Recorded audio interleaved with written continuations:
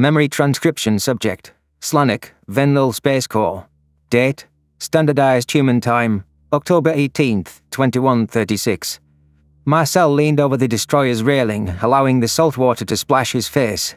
The Predator's eyes stared where the towering skyline of New York City had once been.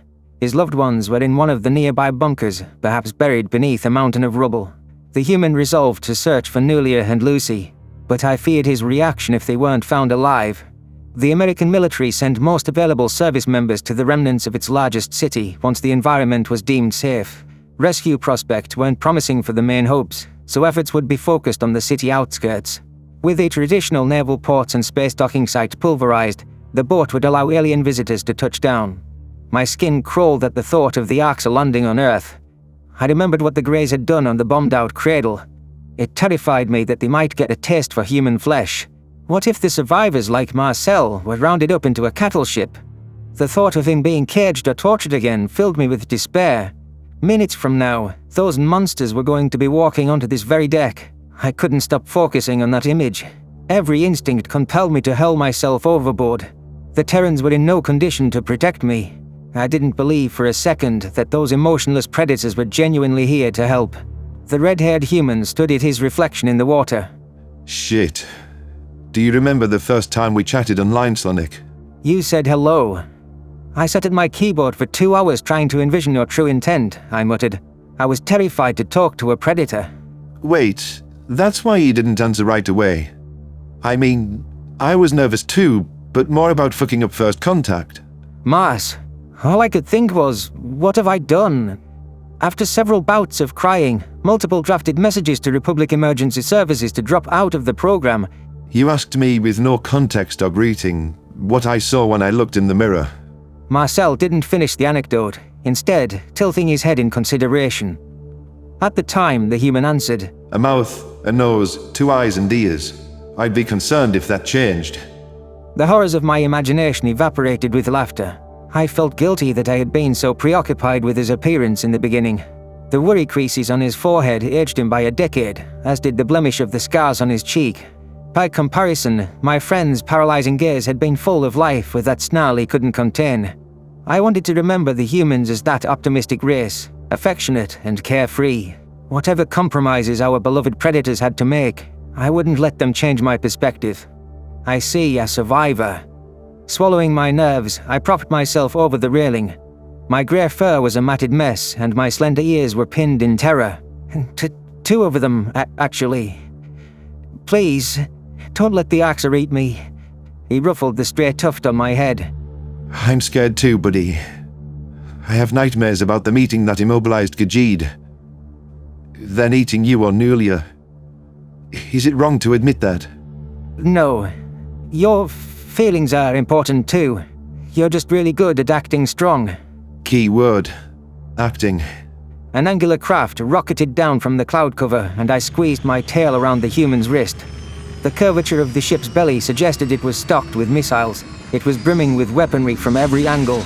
The engine roared as it completed its atmospheric descent, following the Terran glide slope. The Arxa vessel slammed onto the open deck, and our personnel eyed it warily. There's a human sniper watching them from the mast. I wonder if the Greys noticed. Better hope my friends can react quicker than those demons can snap me in half. Paralyzing terror coursed through my bloodstream as dozens of Arxa lumbered out into the open. They lugged some supply crates onto the deck and waved for the humans to collect them. Terran personnel scurried over to sort through the offerings. I could see in the primates' eyes that they were concerned about opening up a cattle gift. One Arxa was directing the others, with a cracked skin around its eyes suggesting its age. Its nostrils flared with obvious hunger, entranced by the whiff of Venlil in the breeze. Ghastly reptilian eyes snapped my way, and yellowed teeth flared in a ferocious snarl. Why had Marcel's benign canines ever frightened me? The enemy commander began ambling toward us. It leaned forward as it walked, poised to drop into a primal lunge in a heartbeat. Its pupils were darker than the frigid side of Venlil Prime, and its drab scales glistened like obsidian. I could see the saliva coagulating around its lips. It's okay, Slanik. I'm right here. Marcel growled. My heart hammered so furiously that I swayed on my feet. The human caught me with steady hands. All thoughts were shutting down, like a hard reset to the noggin. Every conscious impulse screamed to propel myself into the ocean, but my brain signals weren't registering. I sank my claws into the human's forearm, whimpering like wounded prey. Tears poured down my face, dripping onto his pale skin. Marcel massaged my scruff and tried to stop me from shaking uncontrollably. His gentle touch wasn't enough to counter an Arxer, standing right across from me. How could we have ever considered such an abomination sapient? It was the spitting image of death itself. Nothing motivated it other than its appetite and cruelty. Greetings. I'm going to assume you're in charge, since you have a Venville attached. The Arxer's warm breath hit me on the cheek as it spoke in a reverberating roar. My name is Chief Underisive. We understand this was the United Nations headquarters, so I decided to accompany this landing party. Marcel cleared his throat. What can I do for you? A faint sliver of awareness crept back in. I didn't understand why my human wouldn't point this monster toward the actual officers. And far away from us, I wanted to study the vegetarian's expression, but I couldn't turn my eyes away from the Arxer. It hadn't stopped staring at me from the moment it approached. Requesting permission to set up emergency housing. I can have structures and basic amenities organized in a day. Sif backed. I don't think that'll be an issue. The red-haired human said. If you're aiding search and rescue, would you come with me to a neighborhood called Midwood? The people in those bunkers are a UN priority. Gladly. I'll pick several of my finest to accompany you. Oh, and tell your soldiers not to desecrate any human bodies. Cut it out. We don't eat each other, whatever the Federation told you. So why would any of us want to eat humans? The Chief Hunter's eyes lingered on me, the actualization of every nightmare I ever had. My spine pressed against Marcel's chest, using his muscular form for support. Every muscle in my body felt weak as jelly, and my nerves were overstimulated beyond salvaging.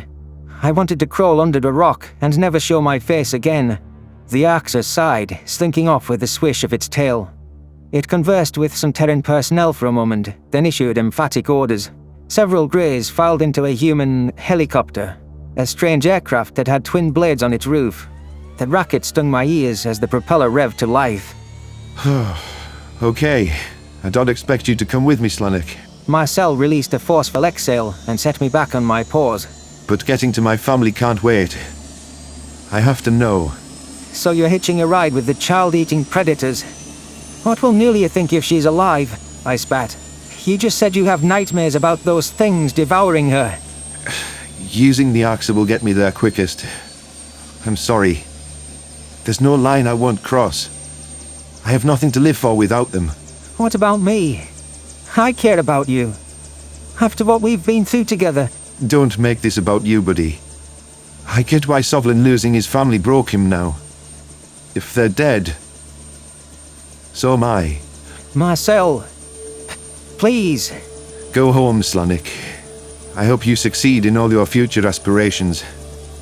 Thank you for giving a predator like me a chance. The red-haired human shouldered his rifle and duffel bag and limped over to the waiting helicopter. Though his hazel eyes never so much as glanced back. His slender fingers were curled into a fist.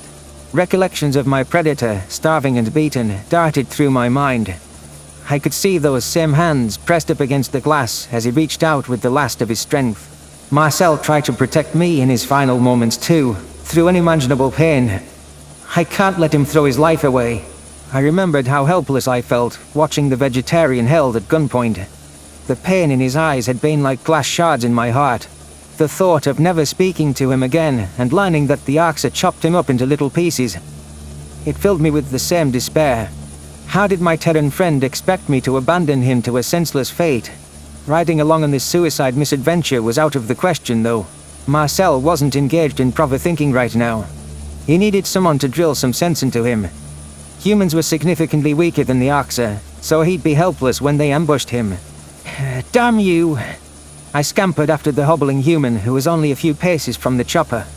I nursed you back from death's door, went with you to a Gajid war zone, and stayed here when we all thought your Earth was going to be glassed to the core.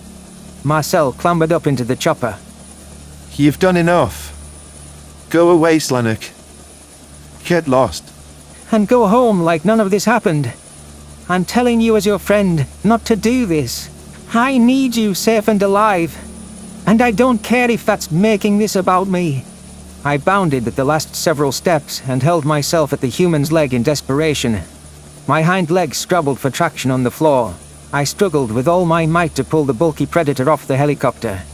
Marcel panted and shook me off with a grunt.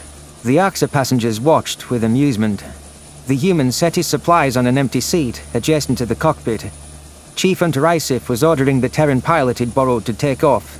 I had to get my friend out of here now. With panicked desperation, I yanked at his injured arm.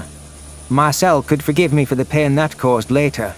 It was the only way to mitigate his superior strength and save him from his own recklessness. Shit! He cursed.